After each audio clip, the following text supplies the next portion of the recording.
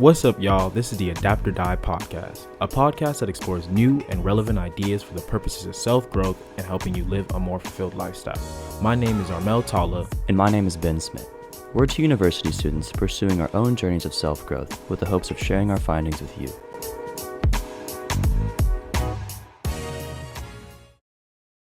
Welcome back to another episode of the Adapt or Die podcast. Today is going to be part 2 of our memory series. In the previous episode, we talked about the science. We went a little bit off on rambles. It was pretty interesting. So if you haven't, make sure you go check out our previous video. It's probably going to be called something about like the science of memory or false memory, something like related to that. But now we're going to talk about something a bit more interesting, and that is the Mandela Effect. Have you heard of the Mandela Effect before? We researched it. Did you know about it? Bro, if you haven't heard the Mandela Effect, like nowadays, because you know, like everyone, that's true. It's it's like the coolest thing to talk about. Like people are like, "Yo, the Mandela Effect," and then you know they feel so smart explaining it. And you're just kind of like, "Cool." And like most of the times, I was just like, "Cool." I never looked into it. It wasn't until today that I actually was like, "Okay, you know, I'm recording an episode on it. Like I might as well, you know, like I should know something about it." But so we're gonna be talking about the Mandela Effect and I don't even know. Get us started, Ben. Yeah, I got you. Let's start this off, and I'll pick it up because I have my opinions on the Mandela Effect. They're pretty strong opinions. They're pretty strong. He walked in today, and he was he was not happy. Say that. Anyways, so the Mandela Effect. We all know. Well, I hope you know who Nelson Mandela is, but if you don't, you can look him up. I don't really want to explain who he is. He's an amazing dude. Amazing guy. Very if you haven't, look him up. But continue on. Basically, back in I think it was the late 70s, early 80s. It was. I think he was in prison. Basically, he got incarcerated. I know he was in prison for a very long time. I don't know when it started. I have this. Yeah. So, because I was gonna bring this up. Okay. Go ahead and start us then. But Mandela was incarcerated in 1962. So practically, the Mandela Effect came from. It was coined by this paranormal researcher, or some people call her a paranormal consultant, Fiona Broome. Sarcasm when you say that is so funny. Because because on one source I saw it was like paranormal consult. Like first off, paranormal already makes me question. Like, so you're telling me you're a researcher because you're a paranormal researcher? And for y'all just listening, every time Armel says paranormal researcher, he's putting air quotes around it, and he's laughing. Paranormal researcher is like, okay, but then they say paranormal consultant, which made me laugh even more because I'm like, who are you consulting about these paranormal activities, bro? Like, is this Ghostbusters? But so by Fiona Broome in 2010, and so she was researching Nelson Mandela and his death, right? And this was actually before his death. So she was researching the phenomenon when people thought Nelson Mandela had died while he was in prison, and he was incarcerated in 1962. And served 27 years in prison, and was released in 1990. Yeah, and to be clear, a very large portion of the population didn't just believe. Yeah, till this day, they didn't just believe that Nelson Mandela died in prison. They remember, I think it was a video interview, just like news coverage of like his funeral, like his wife speaking, and it was very similar amongst a lot of people. Like a lot of people vividly remember news coverage of Nelson Mandela's funeral in like the 80s, I think, is when they thought it happened. I don't know exactly. Obviously, like it's hard to put a date on like when people thought that something that didn't exist happened. We already made an episode saying people's memory is not to be relied on. Yeah, but then it turned. He didn't pass away until 2013. Yeah, 2013. And so the whole effect comes from the fact that like Ben said, so a lot of people believe like he died in prison, but then he came out later on. They're like, what? It's crazy. So then people started finding more of these, I guess, paranormal phenomena. If you don't stop. But people started finding more of these paranormal things that they'd be like, yo, we thought all of these were really the same. And like, we thought all these happened, but they didn't, right? Yeah. And the, just to give like a quick like definition, like the Mandela Effect as a whole is basically just the collective false memory of a large portion of people about a certain topic. So that applies to a lot of stuff, but it comes from the collective like false memory about Nelson Mandela. But let's go into some cool examples. I know you got some cool examples. I do got some cool examples. I do want to hit on to, like, I brought this up in the previous episode though, but the Mandela Effect is heavily tied with this thing called misinformation. The misinformation effect, which I'll repeat it, is the phenomenon that describes how memories can change and become false due to exposure from misleading questions, information, or new memories. So, you know, in the case of Nelson Mandela, this is just possibility, like, you know, obviously being gone for like 27, you know, a long time. And you're talking in the think about this. This is, I'm going to just bring my argument one against why I think people just not like this occurs. Think about the time period. It is 60, what did I say? 1962? He was incarcerated in 1962. Did they even have color TV back then? I have no idea. Who actually. knows? Who knows? I don't think so, that's because when my dad was born. And that's, you know, that's the beginning civil rights movement. Like, I don't remember. I don't know if a lot of those films had colors. Actually. Regardless of what it was, 1962. Obviously, we know technological advancements were not that crazy. They did not have cell phones, things like that. The spread of the internet wasn't even a thing back then. The internet wasn't even a thing. So, for someone being gone for 30 years in a time period where like information didn't spread as easy as nowadays, is like, it kind of makes it obvious that if one person thinks someone's gone for so long and one person thinks like, yo, maybe he might have died, if you just hear like the one false thing and like the information, false information, misinformation effect, it takes one seed. And even though the spread of it isn't as fast as today's internet, there's the spread of the correct information is not as like false. And here's one of the things they always say: false information spreads much faster than truth. So if you put together the fact that, one, you're talking about in the 1962, when there's not a lot of internet, there's not a lot of connections, and so you said you have one person that may make an article about it, because media always wants to stir up a story. So back in the day, you have a newspaper article goes out, Nelson Mandela might be dead, blah, blah, blah, blah. And as soon as one person, you know, if you hear Nelson Mandela's dead, everyone's like, yo. And a very important person, you know, so exactly. like it'll spread around. It'll spread very quickly. And I don't know Nelson Mandela personally, but I don't feel like his family or whatever, they weren't worried about trying to kill that information. They're probably more worried about like, how do we get, him out of jail, right? They may not have even known about it. Exactly. And so you're talking about a time where it's hard to find the right information. He's gone for so long that it can easily spread. And again, false information spreads much faster than correct information. So that's just my side note on why the Nelson Mandela effect might have happened. But to go on to more examples, though. Let's get some examples. These are actually pretty cool. Like some of them blew my mind. So the first one is the one you were talking about when we were on the side, when we were just before we recorded, was the Berenstain Bears. Let me say it correctly, because it's the Berenstain Bears. Like Stain. Even for me, it's confusing. Even for me, it's like I didn't even know that either. I like when I first found out that it was the Berenstain Bears, not the Berenstain or Berenstein. I think it's Berenstein is how most people thought it was. The last part's Stein. Yeah. I have a vivid memory, like, and I guess it's just a false memory, like a very vivid memory of like I used to have like a bunch of Berenstain Bear books, and I can clearly see Berenstein on the cover, like reading the I remember that so clearly, and the fact that it's Berenstain, like, it like irks me, like it actually does, because I'm like bro, like in my head, like I promise, like, and it feels like it was the Berenstain Bears. Yeah, and there's a video I was watching. I was explaining kind of giving me like a possibility. Is like, if you remember the TV shows, the way they said it might be the reason why all this like I don't know the TV shows. You only read the books. I only know about the Berenstain Bears because I have cable, so my boy was living out in the woods. Shout out to my friends who have Cubo.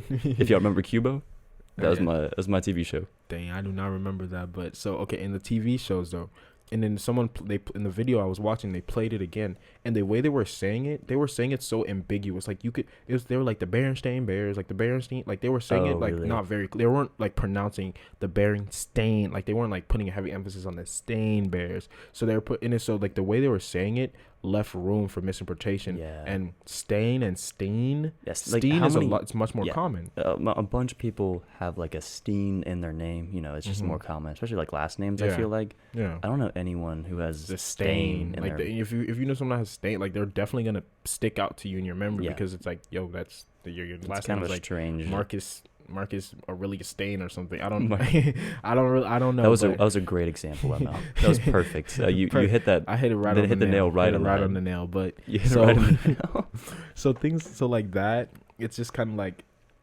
that could have been where it came from, sure. Right? But also like like we said before, Berenstain Bears. It's such an old like story book and stuff like that, where it's like one person picks it up gets carried around, No, and it you're just sounds absolutely more right. natural. It's interesting though how like even though till this day, like you were saying, like the fact that because the Ben said the most interesting part about the Mandela effect was like Oh, like the most interesting part is just the fact that like a large portion of the population believes the same thing about like a wide variety of things. Like the fact that like this isn't like the Berenstein Bears is like a really popular one. But the fact that like a lot of us vividly remember Berenstein Bears, like even if it is just due to misinformation, that's still just cool. Like that's just crazy. You know what I mean? Crazy because it's like you can go to every single library, you can pull up every single book you have. Always Berenstain. It's always Berenstain. Which is, to me, that just kind of shows more like people are just lazy, bro. Like I think a lot of these Mandela effects also occur to things where it's like, you're not gonna go back and really double check if it was the Berenstain or the Berenstain. Like the difference in that does not like change if you told life. me it was the Berenstain Bears and I was a kid, like, or if you told me it was the Berenstein Bears and I was a kid, like I wouldn't. Like I would, why would I care if it was the Berenstein or Berenstain Bears? Like it doesn't really matter. No, and then also, so like let's move on to another one. We've hit on that. Yeah, that was so like the next one is for a while. Another famous one is the Star Wars one, right? Luke, I am your father. No, I am your father. That's what he said, right? Yeah. And so it says like, no, I am your father, and it's crazy because millions of merchandises are being sold saying like, Luke, I am your father. But he doesn't say that. It's like he just says, no, I am your father, which is like, it's honestly kind of disappointing. Like hearing that, I heard that, I was like, really? I was like, no.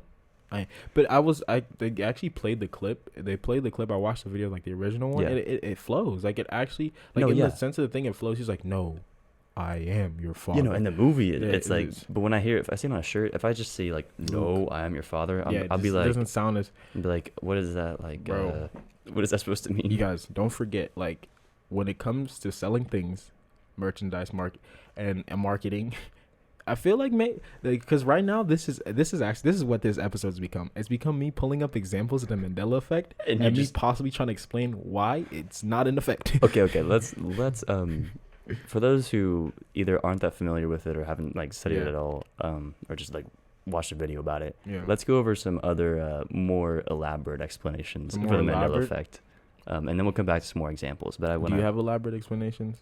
Okay, well, I mean, not like elaborate, but like one explanation is that people think that the Mandela effect is a result of like parallel universes. Oh, okay, yeah. You know what I mean? You want to hit on that point. Let's hold on. Let me finish my rant. Okay. Keep going.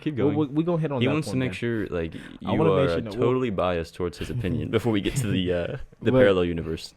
But okay, so in the Star Wars, Luke and whatever and father, I feel like one, you could market that much easier if it's like Luke, oh definitely, like you said, like you look at a shirt that says no, I am your father, you're gonna be like, yo, is that Murray or something? Like being like, you are the father of the child. Like no, like you know what I'm saying. So it's easier to market, especially with Star Wars. That Murray?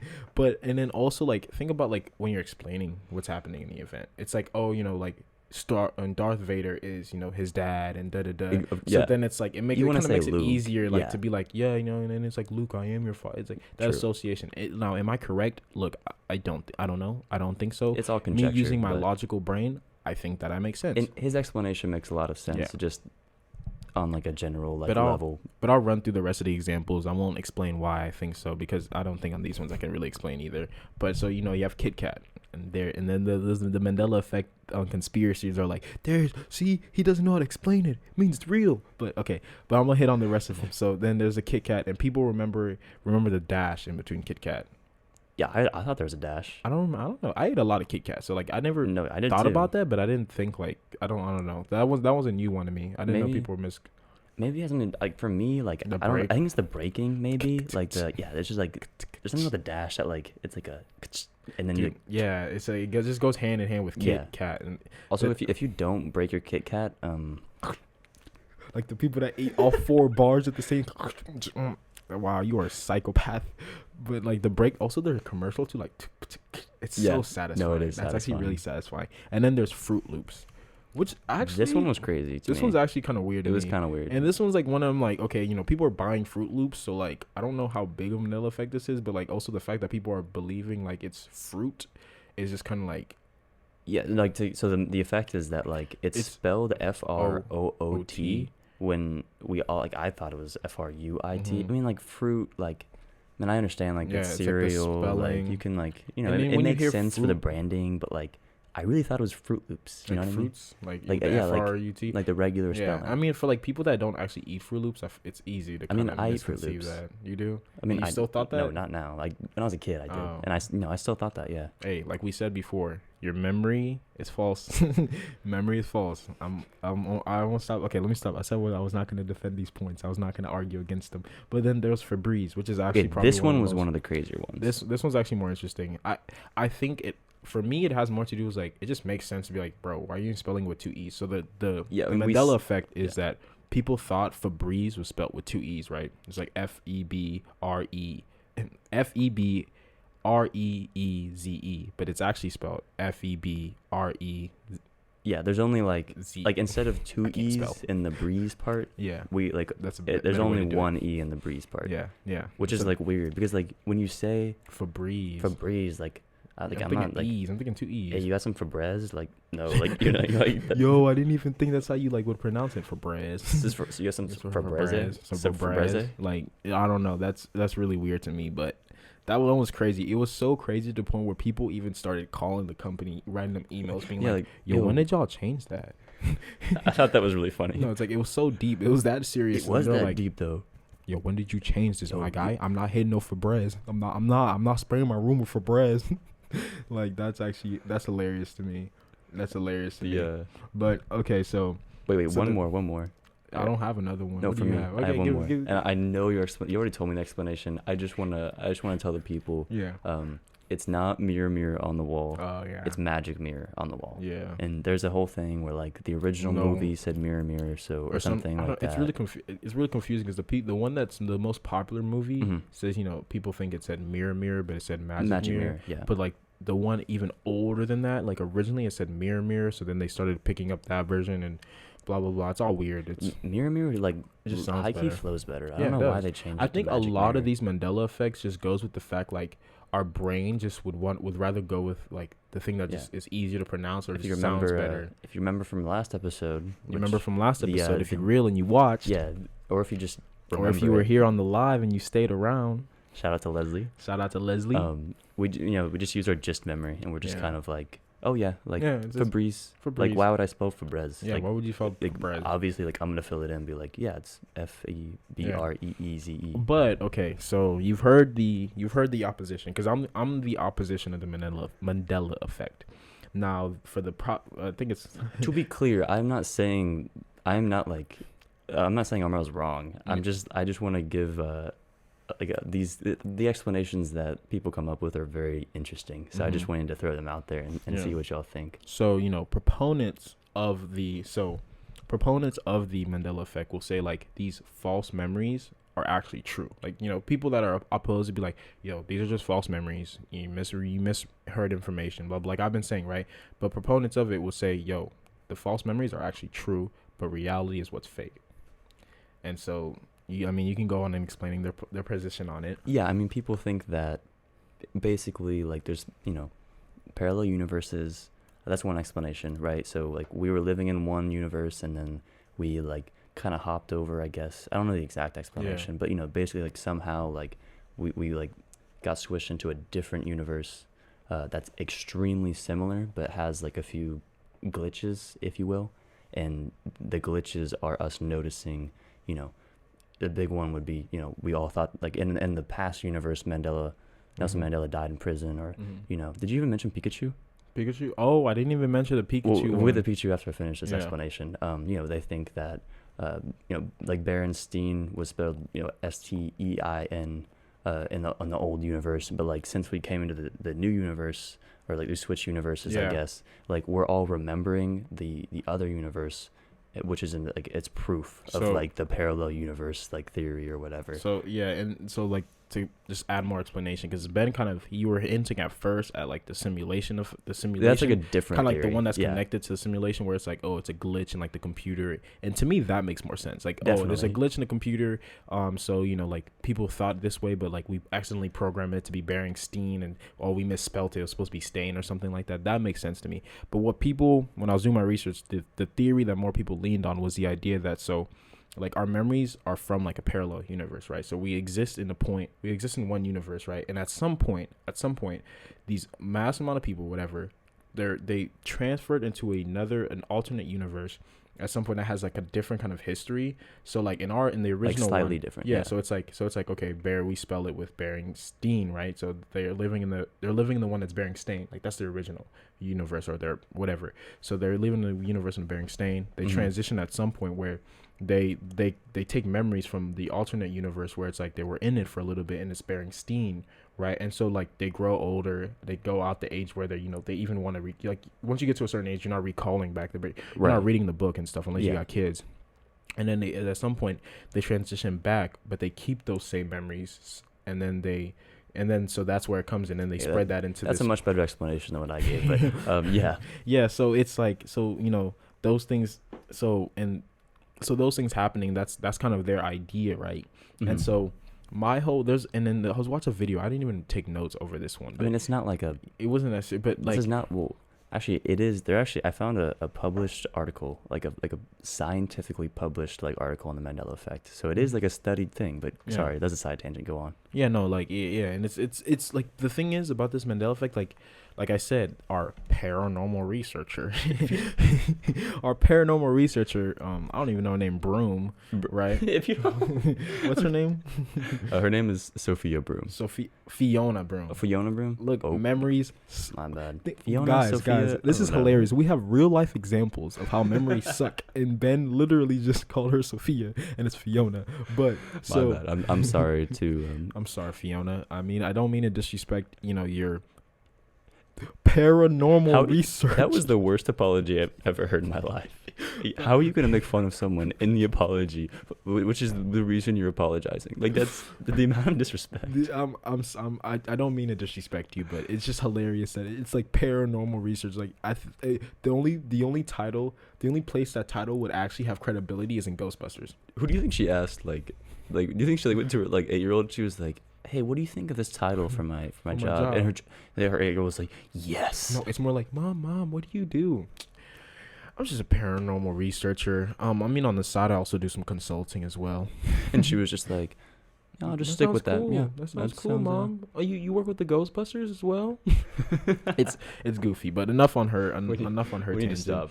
But yeah, so we're very sorry for making fun of that name. That's very disrespectful. But like people actually do have those like really set in stone. They're like, like they actually believe it, and so like you said, research is published on it and everything. Very small amount, not like a lot. Just not a lot. 1 or 2 articles. So more on like the opposing side, right? And one thing you guys need to understand is like, well, at least for me, I'm really trying to adopt the thing where it's like you can have a belief, a stance, but like really do go out and research the opposing side. No, definitely.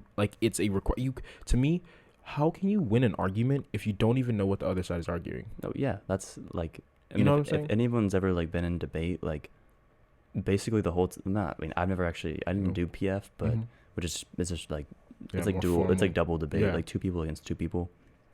Like you have to know the other side's points. Like you literally like you do pros and like you do your side, and then like you would literally like think about, okay, what are all of their points probably going to be, and you would prepare topics like evidence for why those points are wrong, even though they probably won't even hit on half of them. Exactly, and it's just because like if you can understand the other side, then like you will know exactly what to hit on. And honestly, like if you're not researching someone else's opinion, like they have that opinion for a reason. Right? So it's like you can't be completely sure that you're right if you're not sure that someone else is wrong.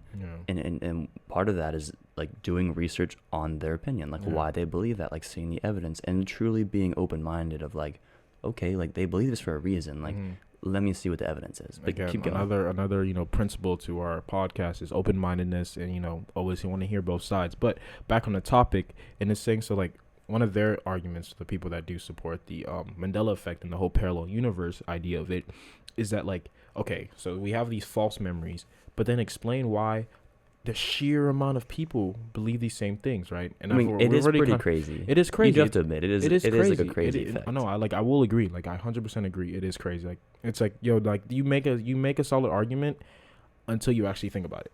Again, I will bring up the point that for me, most of these Mandela effects, at least like the most popular ones and the people that really get people like, whoa, it's from old things in history. Like, I don't know if there's going to be Mandela effects. There's going to be events that people will mistake in today. I mean, there could be, just because the spread of false information. If it's old enough, it's not that relevant, bring it up.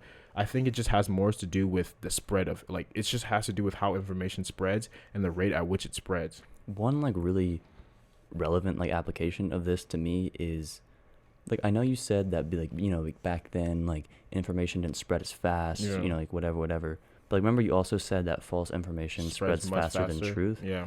And we have, like, a huge issue today with, you know, false information. If you just think about, like, I just want to give another shout out to our girl Leslie. Yeah, I almost forgot. See, memories is bad. I'm sorry, Leslie, but I want to give a shout out to Leslie because she did bring up the point of the false or spread information of the pandemic, which, like, you're gonna hit on. And like, think about how important it is that information is true if it's related to topics like the pandemic, you know, like, and we even have, like, I don't want to get political at all, so I'm not gonna, like, bring any, like, names at all, but just, like, think about, like, when people say, like, XYZ is true, or, like, we don't need masks, or, like, this, like, we're fine, like, and like those actions have repercussions because a lot of people believe that something is dangerous or isn't dangerous when it actually is dangerous, or vice versa. You know what I mean? And especially, like, on social media, like, you know how the TikTok algorithm works, right? Where it's like you see, like, what you want to see. So it's like, if you're really, like,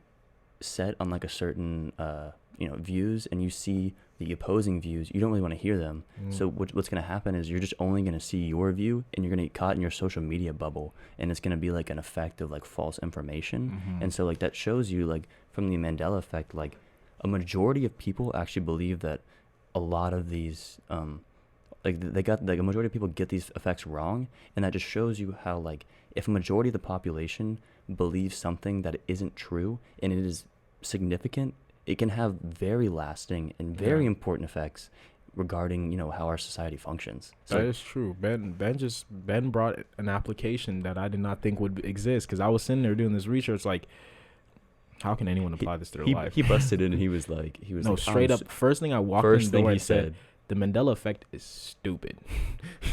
Like, I was like, it's stupid. Like, and I was like, I, like, whimpered. I was like, I thought it was interesting. I thought it was cool. And he was like, no, it's stupid.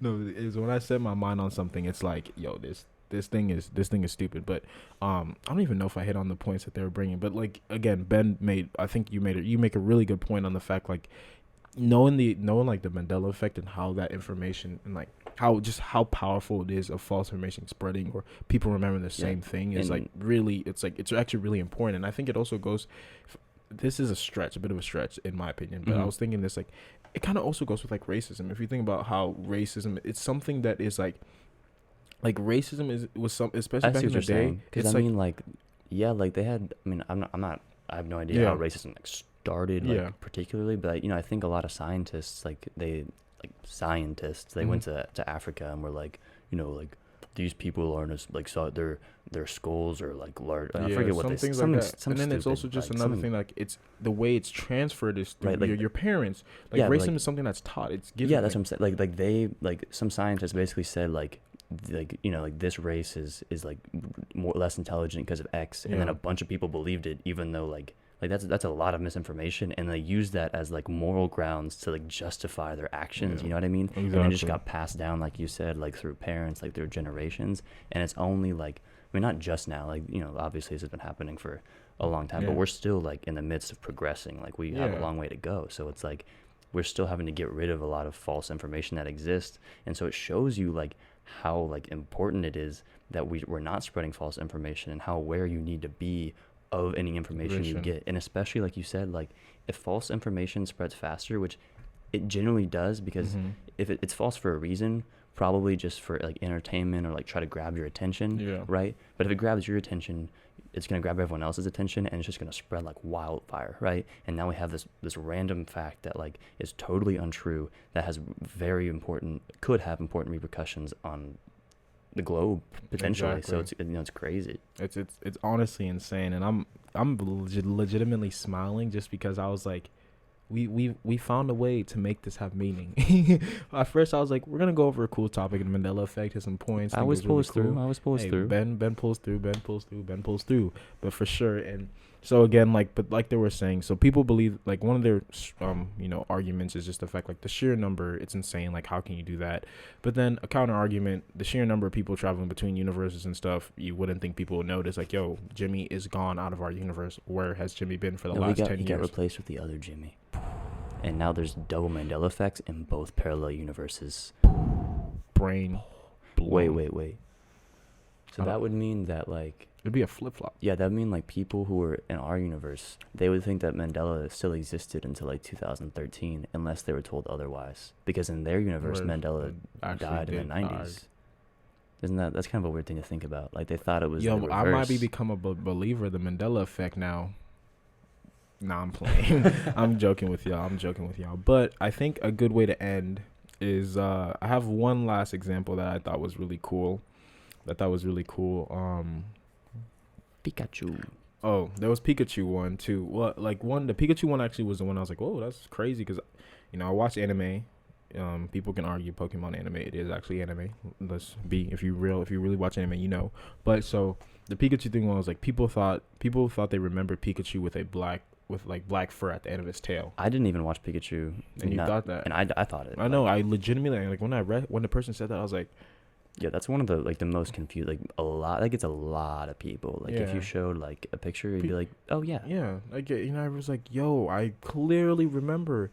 But then you look at the picture, it's all yellow. Yeah. And I think that it probably just comes from the fact, like, in his ears, his tip and his tail is always really close to his ear, which is true. But like, I mean, I remember, like, there being, like, a large portion of black, like, on his tail, like a very, like, deep. I mean, obviously it's a false memory, and I didn't really. But like this. Also, if you think about Mandela effect as well, though, think about this. We were talking in the previous episode about this concept of, like, there was this book called the 7 Sins of Memory by Harvard professor and psychologist David Shader, and he brought up one of the sins being suggestibility. And so if you think about when someone's, like, talking to you about a Mandela effect, and they're like, yo, like, it's like furthering the Mandela effect just by telling someone else about it. Yeah, you're suggesting something, a memory that I don't think. Pikachu does not cross my mind. I love Pokemon. I mean, I participated in I don't actually. Let me take that back. You don't wake up every day and think about Pikachu? I don't wake up every day and think, yo, I need to go get my Pokemons for Pokemon Go. You don't say your Pikachu prayers? No, I'm just kidding. But no, so, all like, jokes. So the whole Pikachu thing is, like, you walking up to someone who probably never thought about, like, the Berenstain Bears, and never really thinks about, like, Star Wars like that, and then you suggest that thing to them. You're kind of filling the gap in their memory for them. Right, because, like, they don't actually, like, no one actually remembers. I mean, I guess there are a few people could. There's a few that's, like, actually, but like, even, like, as we talked about last time, like, you don't remember, like, details like that unless they're very important. Very important. Like, they have to be, have like, some type almost of, like, traumatic, low key. Yeah, and we didn't even talk about, like, retrieval cues and things. There's so much information out there. Yeah. But on the last example is there was this James Bond movie. There's this James Bond movie called Moonraker, right? And so there's this short scene from the movie about there was an enemy. It was a 1979 movie too. Just again to highlight the fact a lot of the Mandela effect comes from old things. I'm not 100% certain on that, but that's just my guess. But so it's from 1979 movie James Bond. It's called Moonraker, and there's this short sequence of, like, just kind of meaningful, heartfelt moments in the show where the villain named Jaw and his like lover, his heart, what do they call her, like, his love interest Dolly, they would smile at each other at some points of the show, right? And so Jaw, his name's Jaw because he has metal teeth in his mouth. I was gonna add, that's kind of a cool name, actually. Yeah. Jaw, yeah, because he has like legitimate metal teeth, and so people associate it, and then so people were thinking, like, oh, Dolly probably has braces and stuff, like metal, like, it's, you just have to hear. It's not a bad assumption, I guess. Yeah, and so people thought, like, so after the the movie came out, blah blah blah, years down the road, people were like, no, Dolly had braces for sure, and so people were actually able to find articles, comments, and videos where people describe Dolly with braces, right? They're like, yo, like, it's like an article that came, I don't remember where exactly, but person was, like, describing, it was like, and Dolly, this girl with, X, Y, blah, blah, braces, and she has braces, right? What I thought was funny was, like, when the dude pulled up the I guess the segment from, like, the article or whatever, the picture of Dolly was her smiling and you didn't see any braces, and I was just like, okay. Okay. I was like, okay. Okay. But so again, this could just be an example this could just be an example of like the misconception, misinformation, because during the day of the release of the movie release, there was a review written on it. There was a review of the movie like the day it was released in theaters, and in the review, the author he said it would be a relationship made in heaven if only she wore braces. Right. That's actually kind of funny. Like, why would I don't know. Like, that's like such a random comment for like a movie critic to say, but I guess like the relate. I mean, it would make sense. No, like, yeah, for sure. Brace face, mouth, metal yeah. face, and stuff like that. Yeah. So that to me just more hints the fact like if someone in that time period read that article and said, so okay, it would be a match made in heaven if she had braces. And again, so maybe they're when they're retrieving that memory, they don't retrieve it correctly. They're thinking of like the article they read, maybe, and they may think like, oh, they actually think it read that she does have braces. Yeah. So later down the road, they see it, and there's also a comment in 1999 that was like, yo, it expresses exact same confusion. Did she? So like to say like someone may have read that article, watched the movie, later down the road, they didn't think twice about it, and they're just like, oh yeah, I think she had braces, and then they spread it one person, another person, that blah blah blah blah blah. This I don't know if this is a really like I didn't hear about this Mandela effect. Like this is one I didn't hear about it at all. I've actually never heard of this. So like there's smaller things like that where it's like there's a lot of them. No, there's a lot, and it just makes you go like, to me it just makes me go, it's just misinformation. I mean, your explanation makes sense, but I think don't it's know. more interesting to think that I've just been transported from the parallel universe. So. No, like sometimes I want to believe that. Sometimes I want to believe that the reality we live in is not real. And it's also cool to think like maybe there's another Ben somewhere. Maybe there's another Ben. If I could meet like slightly different Ben, that'd be crazy. I probably wouldn't like myself honestly, but ever actually meeting yourself being like, yo, you were, I don't know. Like, do you ever meet someone who's like too like you're like too like you? and you're like, ooh, like yeah, low key opposites attract. Definitely the vibes. type of vibes. And sometimes the same do, but.